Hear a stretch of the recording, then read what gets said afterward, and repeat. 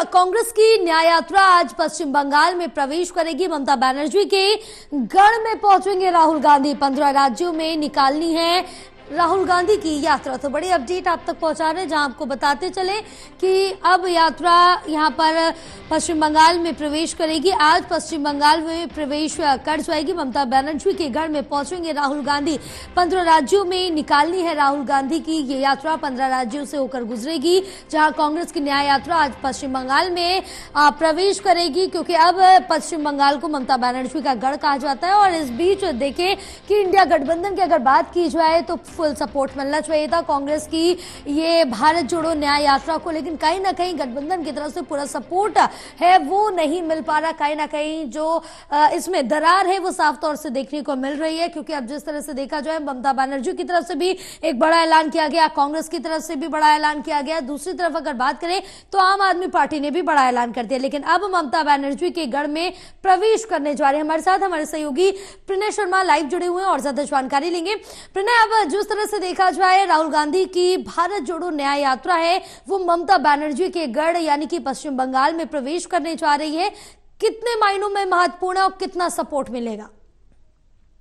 बिल्कुल जया, देखिए ये यात्रा कांग्रेस पार्टी के लिए काफी ज्यादा महत्वपूर्ण है। और जैसे कि कांग्रेस पार्टी कह रही है कि ये न्याय यात्रा है, ये लोगों को न्याय दिलाने की यात्रा है।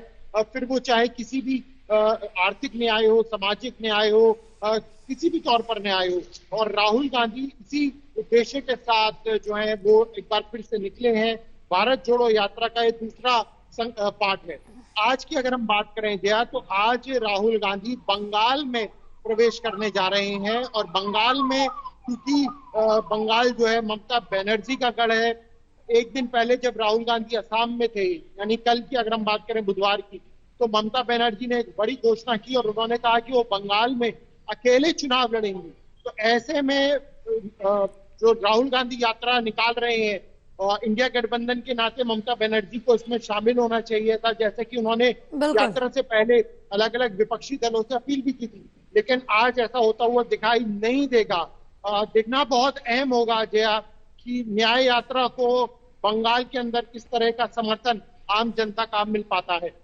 बिल्कुल प्रणय, क्योंकि जिस तरह से देखिए कि ममता बनर्जी ने, अगर बात हम सीट बंटवारे की भी करें, पश्चिम बंगाल में कांग्रेस की तरफ से कहा गया था कि उन्हें 10 सीटें तो लगभग चाहिए, लेकिन ममता बनर्जी की तरफ से कहा गया था कि हम कांग्रेस को सिर्फ 2 सीटें दे पाएंगे। और जिसमें अभी हाल ही में मौजूदा समय में जो 2 सीटें कांग्रेस के पास है वही 2 सीटें हम कांग्रेस को देंगे, इसके अलावा कोई नहीं देंगे। तो खास सपोर्ट तो मिलता हुआ ममता बनर्जी की तरफ से नजर नहीं आ रहा। तो कहीं ना कहीं दरार जरूर देखने को मिल रही है, इसमें कोई दोहराई नहीं है जया। और शुरू से ही अगर हम देखें, ममता बनर्जी जो दिल्ली में भी बैठक हुई थी इंडिया गठबंधन की, वो शामिल नहीं हुई थी। ममता बनर्जी लगातार इस मुद्दे पर मीडिया के सवालों से भी कटती हुई नजर आई है। तो ऐसे में एक बार उन्होंने ये साफ कर दिया है, और बुधवार को उन्होंने साफ कर दिया कि बंगाल की सभी लोकसभा सीटों पर वो अकेले चुनाव लड़ेंगी।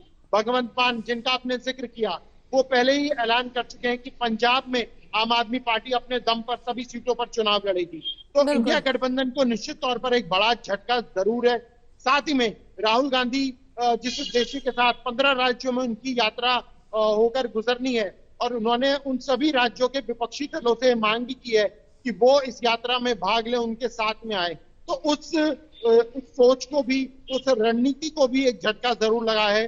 देखना यही होगा कि बंगाल में आखिर राहुल गांधी को और उनकी इस यात्रा को कितना समर्थन मिलता है। बिल्कुल, क्योंकि अभी तक समर्थन मिलने का नाम नहीं है। और पश्चिम बंगाल में अब प्रवेश करने जा रही है, क्योंकि साफ तौर से जिस तरह से देखिए कि भगवंत मान ने भी यही ऐलान किया कि वो पूरी 13 सीटों पर खुद ही लड़ेंगे।